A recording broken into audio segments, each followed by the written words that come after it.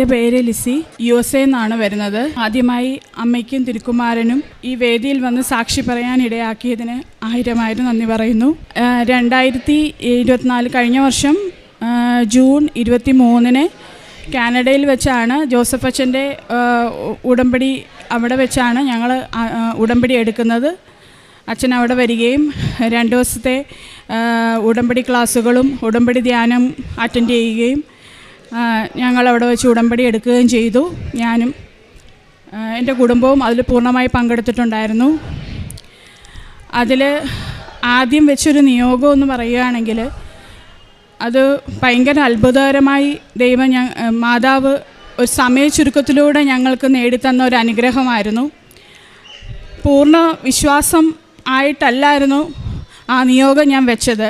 കാരണം ഞാൻ 2004, 2005 കാലഘട്ടങ്ങളിൽ നേഴ്സിംഗ് പഠിച്ചിറങ്ങിയ ഒരു നേഴ്സാണ്. അന്ന് USA ആണ് എല്ലാ നേഴ്സുമാരും പോകാൻ ആഗ്രഹിക്കുകയും ഓപ്പൺ ആയിട്ടിരുന്ന ഒരു സ്ഥലം. വേറെ ഒരു രാജ്യങ്ങളും അങ്ങനെ ഓപ്പൺ അല്ലായിരുന്നു.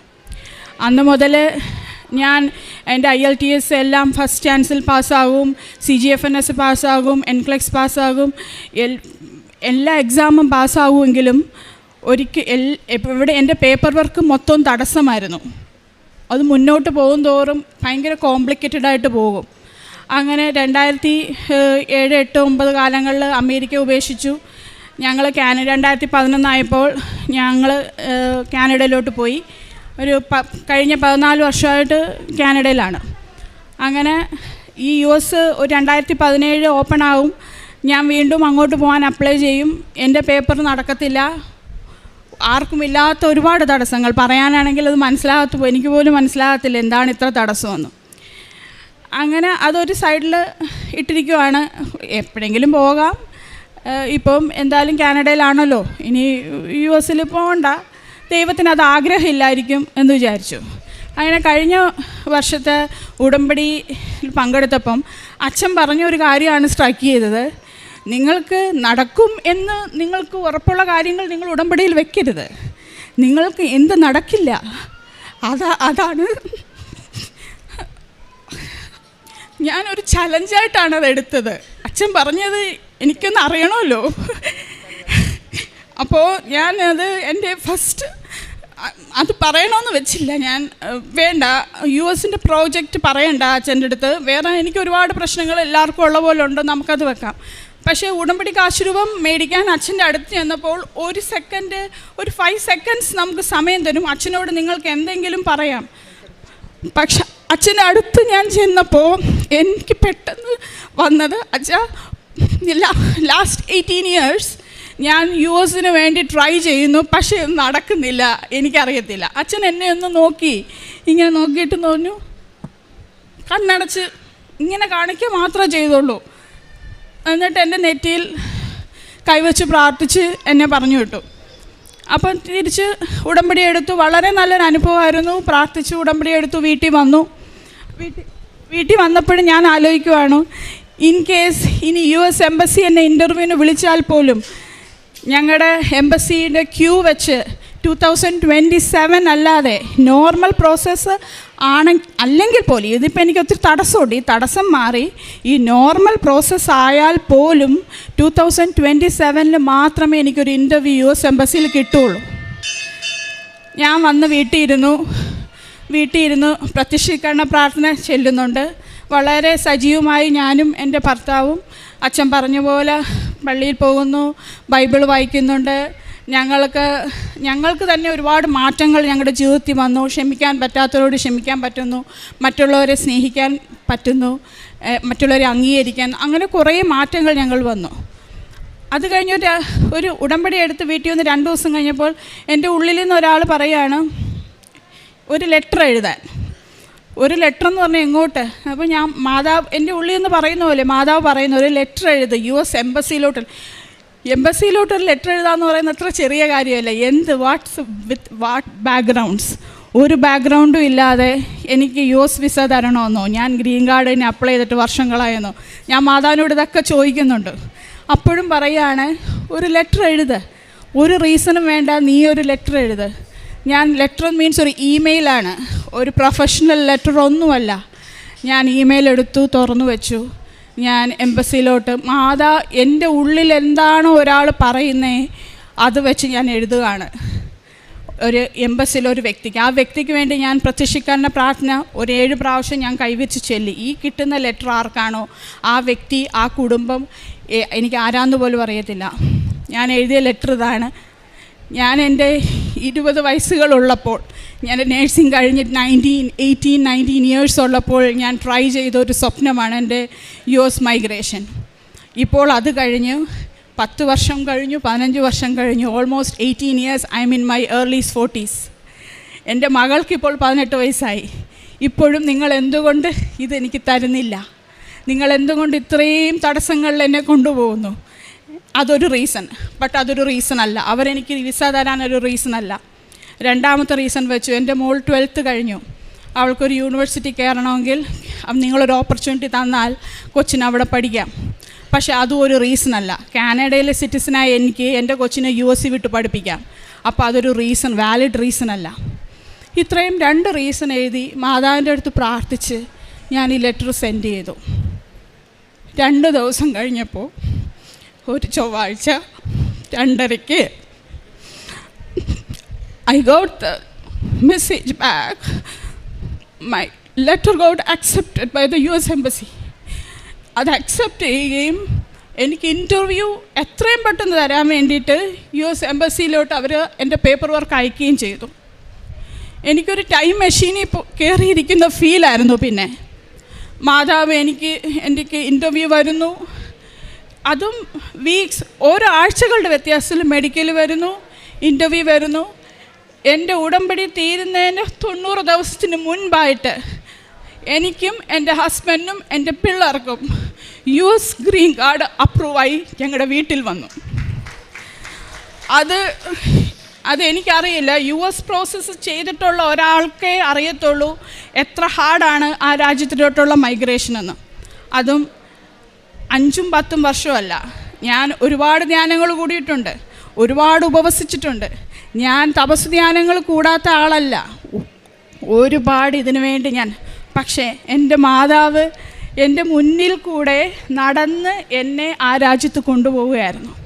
എനിക്കറിയാൻ വയ്യാത്തൊരു സ്ഥലം, ഞാൻ അപ്ലൈ ചെയ്യാത്തൊരു സ്ഥലം, ഏതോ ഒരു സ്ഥലം, പക്ഷേ വളരെ മനോഹരമായ ഒരു ഗ്രാമപ്രദേശത്തോട്ടാണ് ഞാൻ പോയിരിക്കുന്നത്.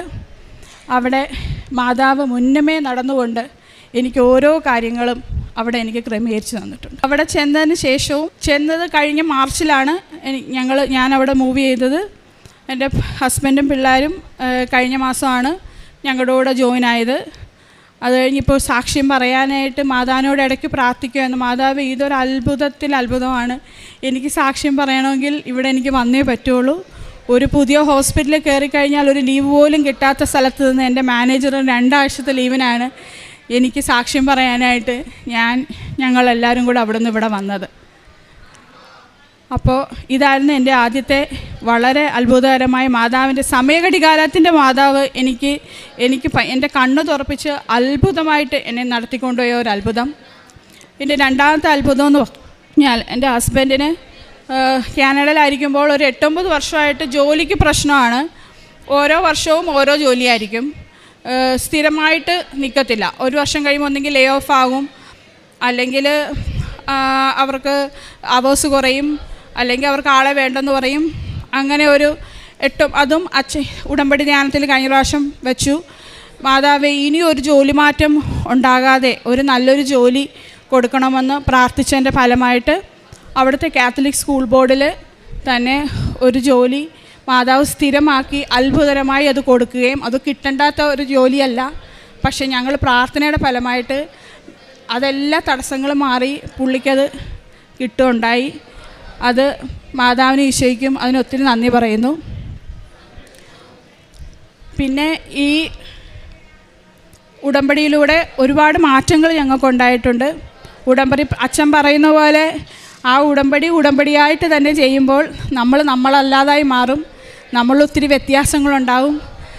മേ ബി നമ്മൾ നല്ല മനുഷ്യരായി മാറുന്നതായിട്ട് നമുക്ക് തന്നെ തോന്നും. അത് നോക്കുമ്പോൾ നമ്മളല്ലല്ലോ, പഴയ മനുഷ്യനല്ലല്ലോ, പുതിയ. പിന്നെ നമുക്കൊരു തെറ്റ് ചെയ്യാനോ നമ്മളൊന്ന് മടിക്കും. പിന്നെ മാതാവ് കൂടെ ഉള്ളപ്പോൾ ഓരോ ഒരു നേഴ്സായി എനിക്കറിയാം, ഞാൻ ഓരോ രോഗികളുടെ അടുത്ത് പോകുമ്പോഴും അവരെ ഒത്തിരി സ്നേഹത്തോടെ പരിചരിക്കാനും ആ ഉടമ്പടി ചെയ്തതിന് ശേഷം എനിക്കത് വ്യത്യാസം അനുഭവപ്പെട്ടിട്ടുണ്ട്. മറ്റുള്ളവരെ കൂടുതൽ സ്നേഹിക്കാനും അവരായി അംഗീകരിക്കാനുള്ള കൃപ എനിക്ക് മാതാവ് തന്നിട്ടുണ്ട്. അത് ഉടമ്പടിയുടെ എല്ലാവർക്കും കിട്ടുന്ന ഒരു വലിയ അനുഗ്രഹമാണ്. പിന്നെ എൻ്റെ പ്രേക്ഷിത പ്രവർത്തനം എന്ന് പറഞ്ഞാൽ പത്രം ആണ് മെയിനായിട്ടും. ഞാൻ മലയാളികൾക്കാർക്കും പത്രം കൊടുക്കാറില്ല. ഞാൻ എൻ്റെ കൊളീഗ്സായിട്ടുള്ള വേറെ രാജ്യക്കാർക്ക് അത് പറഞ്ഞു വേണമല്ലോ നമ്മൾ കൊടുക്കാനായിട്ട്. ചുമ്മാ ഒരു പത്രം കൊടുക്കുന്നതിൽ കാര്യമില്ലെന്ന് അച്ഛൻ പലപ്പോഴും പറഞ്ഞിട്ടുണ്ട്. അപ്പോൾ ഞാൻ പല ഇംഗ്ലീഷ് പള്ളികളിൽ പോവും, എന്നിട്ട് ഞാനവിടെ ഇരിക്കും. എനിക്ക് പെട്ടെന്ന് അങ്ങോട്ട് കൊണ്ടു കൊടുക്കാൻ ബുദ്ധിമുട്ടാണ്. അപ്പോൾ പ്രാർത്ഥിച്ചുകൊണ്ട് ഇറങ്ങും, ദൈവമേ, ഈശോയെ, മാതാവേ, ഈ പത്രം കിട്ടേണ്ട ഒരാളെ എനിക്ക് കാണിച്ചു തരണേ. അങ്ങനെ അവിടെയുള്ള വെള്ളക്കാർക്ക് ഞാൻ അവിടെ ഇരുന്ന് പറഞ്ഞ് എന്താണെന്ന് പറഞ്ഞു. ചിലവരത് കേൾക്കാൻ തയ്യാറാകും, വളരെ ആകാംക്ഷയോടെ അവരതെല്ലാം കേൾക്കും, പത്രം വായിക്കും. എന്താണ് കവനൻ്റ് പ്രയറെന്നും ആ യൂട്യൂബും എങ്ങനെ എടുക്കണമെന്നും എന്നൊക്കെ അവർക്ക് കാണിച്ചു കൊടുക്കാറുണ്ട്. അതിൽ ഞാൻ ശരിക്കും ഒരു ആനന്ദമുണ്ട് എനിക്ക്. ഒരാൾക്കത് ചെയ്തു കൊടുക്കുമ്പോൾ ഒന്നും അറിയാത്ത ഒരാൾക്കാണ് അത് പറഞ്ഞു കൊടുക്കുന്നതിൽ ഭയങ്കര സന്തോഷമാണ്. പിന്നെ എനിക്ക് കുറേ ഫിലിപ്പിനോ ഫ്രണ്ട്സ് ഉണ്ട്. അവർക്ക് മാതാവിനെ അവർ പ്രത്യേകം പറഞ്ഞു വിട്ടിരിക്കുന്നതാണ്, മാതാവിൻ്റെ രൂപവും ഫോട്ടോ എല്ലാം കൊണ്ട് ചെല്ലണമെന്നും. എല്ലാവർക്കും ഞാൻ ഓരോ ഫോട്ടോ നാട്ടിൽ നിന്ന് വരുത്തിക്കും. നാട്ടിൽ നിന്ന് ആര് കയറി വന്നാലും ഉടനെ അവിടെ നിന്ന് ഏത് സ്ഥലത്ത് പോയാലും ഞാൻ മേടിക്കും. ചിലപ്പോൾ 3-4 മണിക്കൂർ ഞാൻ ഡ്രൈവ് ചെയ്ത് പോയിട്ടായിരിക്കും ഇവിടെ നിന്ന് കൊന്തയും പത്രവും രൂപങ്ങളും ഒക്കെ മേടിക്കുന്നത്. അവർ കണ്ടിട്ടില്ല, ഈ നീല ചാര മാതാവിനെ അവർ കണ്ടിട്ടില്ല. അപ്പോൾ ചോദിക്കുമ്പോൾ പറഞ്ഞു കൊടുക്കും. അപ്പം ഇംഗ്ലീഷിലും എല്ലാം പറഞ്ഞ് അവരെ മനസ്സിലാക്കി, അവരെ ഒരാളെ കൊണ്ട് ഉടമ്പടി നമ്മളെ നല്ലാതൊരു മലയാളി അല്ലാത്തൊരു വേറൊരാളെ കൊണ്ട് ഒരു ഉടമ്പടി എടുപ്പിക്കുക എന്ന് പറയുന്നത് ഒരു വലിയ അഭിമാനം തന്നെയാണ് എനിക്ക്. അത് ചെയ്തു കഴിയുമ്പോൾ കിട്ടുന്ന ഒരു സന്തോഷം ഭയങ്കരമാണ് ഞങ്ങൾക്ക്. അങ്ങനെ ഒത്തിരി പേർക്ക് ഞാൻ ഉടമ്പടിയത്തിന് ശേഷം എനിക്ക് പറയുകയാണെങ്കിൽ ഒരുപാട് പേരെ കൊണ്ട് ഞാൻ ഉടമ്പടി എടുപ്പിക്കുകയും അവർക്ക് അതിലൂടെ അനുഗ്രഹങ്ങൾ ലഭിക്കുകയും ചെയ്തിട്ടുണ്ട്. എൻ്റെ കൂട്ടുകാരും ഒക്കെ ഇവിടെ വരികയും ആലപ്പുഴ വരികയും ഉടമ്പടി പ്രാർത്ഥന കൂടുകയും എല്ലാം ചെയ്തിട്ടുണ്ട്. അപ്പോൾ എല്ലാത്തിനും ഈശോയ്ക്കും മാതാവിനും എത്ര നന്ദി പറഞ്ഞാലും മതി വരത്തില്ല. ഇവിടെ വന്ന് നിൽക്കാൻ തന്ന അവസരം ഓർത്ത് ഞാൻ മാതാവിന് നന്ദി പറയുന്നു. ഒരിക്കലും ഞാൻ കഴിഞ്ഞ ആഴ്ച പോലും ഞാൻ വിചാരിച്ചില്ല ഞാൻ കൃപാസനത്തിൽ ഇവിടെ വന്ന് ഈ വേദിയിൽ വന്ന് സാക്ഷ്യം പറയുമെന്ന്. അതൊരുക്കിയ മാതാവിനെ ഒരുപാട് നന്ദി. ഈശോയ്ക്ക് സ്തോത്രം, സ്തുതി, മഹത്വം. എൻ്റെ പേര് യേശുദാസ്. ഉടമ്പടി പ്രാർത്ഥന എടുക്കുന്നതിനെ പറ്റി എൻ്റെ വൈഫ് പറഞ്ഞപ്പോൾ ഞാൻ ഒരിക്കലും സമ്മതിച്ചിട്ടില്ലായിരുന്നു. എന്താണെന്ന് വെച്ചാൽ ഒത്തിരി കടമ്പകളുണ്ട് അതിന്, അത് നമ്മൾ പാലിക്കണം എന്ന് പറഞ്ഞു. പക്ഷേ പിന്നീട് ഞാനൊരു ദിവസം നമ്മൾ ലൈറ്റ് എ ക്യാൻഡിൽ എടുത്ത് അതിനുശേഷം ഞാൻ തന്നെയാണ് ഉടമ്പടി ആദ്യം സ്റ്റാർട്ട് ചെയ്തതും. പിന്നെ ഒരുപാട് പേർക്ക് ഉടമ്പടിയിലേക്ക് ഇത് ചെയ്യാൻ പറ്റി. ഞങ്ങൾ ഉപ്പ് പല ഇതിലും ഉപയോഗിക്കാറുണ്ട്. അതായത് ഞങ്ങൾ എന്ത് പേപ്പർ വർക്ക് ചെയ്ത് കഴിഞ്ഞാലും എന്ത് ഒരു എക്സാം എഴുതി കഴിഞ്ഞാലും എല്ലാത്തിനും ഉപ്പ് ഇത് ചെയ്യും. ഈവൻ നമ്മുടെ മൊബൈൽ ഫോണിലും ലാപ്ടോപ്പിലും ഉപ്പിട്ട് അതിനുശേഷം ഒരു പ്രത്യക്ഷീകരണ പ്രാർത്ഥന ചൊല്ലി പിന്നെ ആയിരിക്കും തൈലവും ഇത് ചെയ്തിട്ടാണ് ഞങ്ങളെല്ലാ കാര്യങ്ങളും ചെയ്യുന്നത്. അതുപോലെ തന്നെ പിള്ളേർക്ക് അസുഖം വന്നു കഴിഞ്ഞാൽ ഞാൻ ആദ്യം ചെയ്യുന്നത് ഉടമ്പടി തൈലം ഉപയോഗിക്കുകയാണ് ചെയ്യുന്നത്. പക്ഷേ എല്ലായിടത്തും അതേപോലെ തന്നെ ഒത്തിരി പേരെ ഉടമ്പടിയിലേക്ക് കൊണ്ടുവരാൻ പറ്റിയിട്ടുണ്ട്. എൻ്റെ ഫാമിലി തന്നെ ഞാൻ ഉടമ്പടി എടുത്തതിന് ശേഷം ഇവിടെ വന്ന് എല്ലാവർക്കും എടുക്കാൻ പറ്റി. എൻ്റെ ഫ്രണ്ട്സിനെ എടുപ്പിച്ചു. ഇവർക്ക് എല്ലാവർക്കും മാതാവ് ഒത്തിരി അനുഗ്രഹങ്ങൾ നമുക്ക് പ്രത്യക്ഷമായിട്ട് തന്നെ കാണാൻ പറ്റിയിട്ടുണ്ട്. പലരും പുറത്ത് പോകാനായിട്ടുള്ള പേപ്പർ വർക്ക്സ് തടസ്സമായിട്ട് നിന്നവർ എല്ലാവരും ഇപ്പം പുറത്താണ്. അവർ പലരും വരുന്നുണ്ട്. അവർ വന്ന് ഉടമ്പടി എടുക്കാനായിട്ട് എല്ലാവരും വില്ലിങ്ങുമാണ്. അപ്പം മാതാവിൻ്റെ ആ ഒരു അനുഭവം നമ്മുടെ ഉടമ്പടി എടുത്തതിന് ശേഷം ജീവിതത്തിൽ കാണുന്നു. മാതാവ് ഞങ്ങളുടെ കുടുംബത്തെ ഒത്തിരി അനുഗ്രഹിച്ചിട്ടുണ്ട്. അതിന് മാതാവിനും ഇവിടെ വന്ന് ഇങ്ങനെ സാക്ഷ്യം പറയാനും എല്ലാത്തിനും ഒത്തിരി നന്ദി.